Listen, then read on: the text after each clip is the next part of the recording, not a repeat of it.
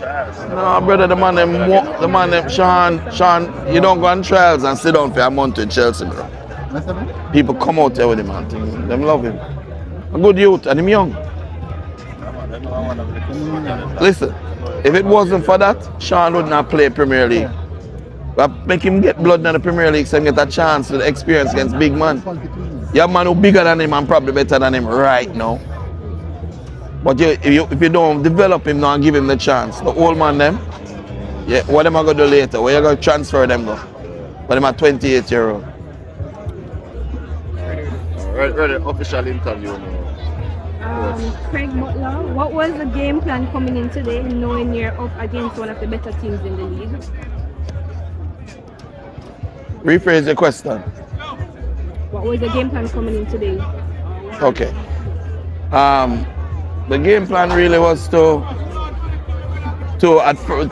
play first to press, and then once we found that way before halftime, just when the game starts and just before halftime, that's when goals score against us, and just before the game finished. So we ensured that once we started the game, the 5 minutes before halftime, we'd put the block in, and the block was effective. No goals were scored, and we wanted to adapt and get the ball to Maggie and Kyle Butler, get them to KNOCKINZ up front, and get the team playing.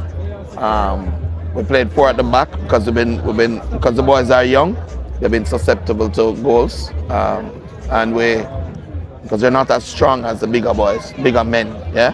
But if we don't give them the chance and we don't give them the opportunity, we won't be able to sell any players because they'll never be able to stand up at this age to big man football in Europe. And when you reach 21, 22 years old and you have not gotten a chance to be looked at in Europe, you're getting old. So if we keep in our 18-year-olds some money come, you're doing them an injustice. So our game plan really was to go out there, not to lose the Cavaliers. Unfortunately, we lost the game, but I don't think the boys lost on effort, and I don't think the boys lost on developing their systems. How this defeat affect morale, your ambitions in terms of the league itself? Well, you have to understand this. I'm an optimist, and I believe in my players, and I believe in Jamaica. Yeah, so I believe that we can turn it around. We have a player like Tyreek McGee now in the squad, brilliant young player. Robinho Gordon, Kyle Butler has shed those 40 pounds and shown his character, and he's playing good football out there now. Took a nice shot today. Maggie is there. KNOCKINZ is back, and Kevin was a goal scorer extraordinaire. And so we're looking forward to winning some games and going through. And tell me about Maggie, coach. You seem to have snapped him up when there were a lot of rumors about Mount Pleasant and the USL.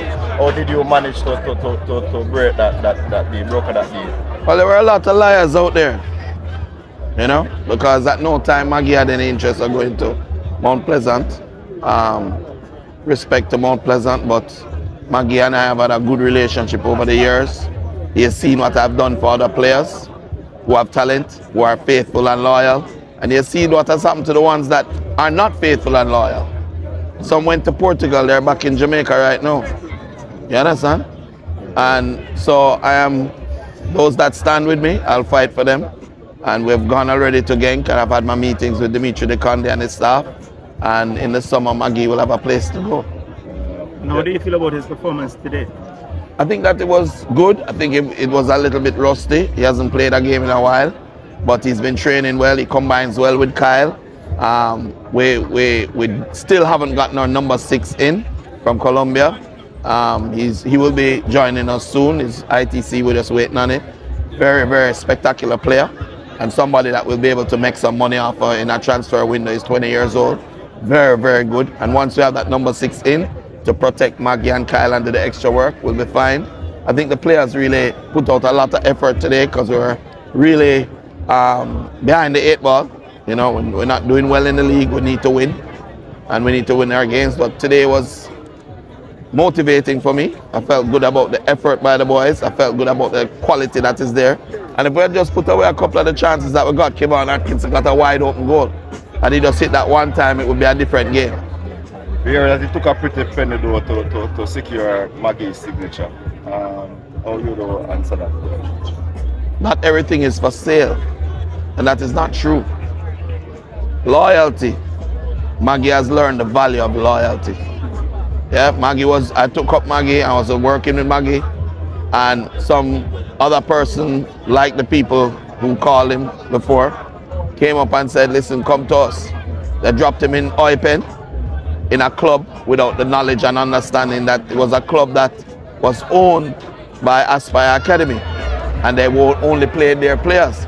So Maggie not playing for 4 years made him look like he was a bad player, when in truth and in fact he was being stifled. So he learned his lesson, he came back, he said, coach, make us work together and get it done. He's been loyal since, he stood up and he's worked with us like family. And as I said, not everything in life you can buy. And a lot of people believe that.